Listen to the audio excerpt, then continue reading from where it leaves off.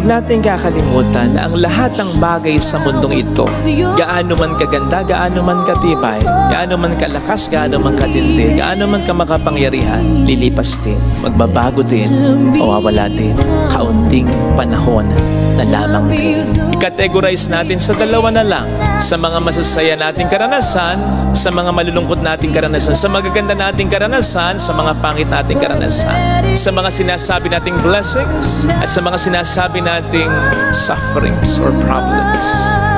Ang una, yung sa magaganda, yung sinasabi nating mga blessings, yung mga moments ng ating kaligayahan. Ito ay kaunting panahon na dinla. Halimbawa dyan, yung mga ine-enjoy nating magaganda, magandang pangangatawan, magandang kalusugan, talento na sa atin ay hinahangaan, posisyon o kapangyarihan na ating iniingatan, lahat ng yan ay kaunting panahon na lang.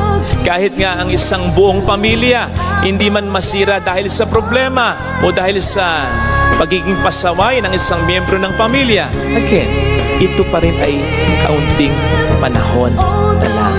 Dahil darating at darating ang pagkakataon ng kamatayan. Kaya kahit ang isang masaya at ideal na pamilya ay kaunting panahon na lang. Kaya anuman ang mga magagandang karanasan, katangian, bagay na meron tayo, enjoy it, savor it, love it, be grateful to God for it, but do not hold on to it tightly, sapagkat hindi habang buhay ito ay mananatiling sa atin.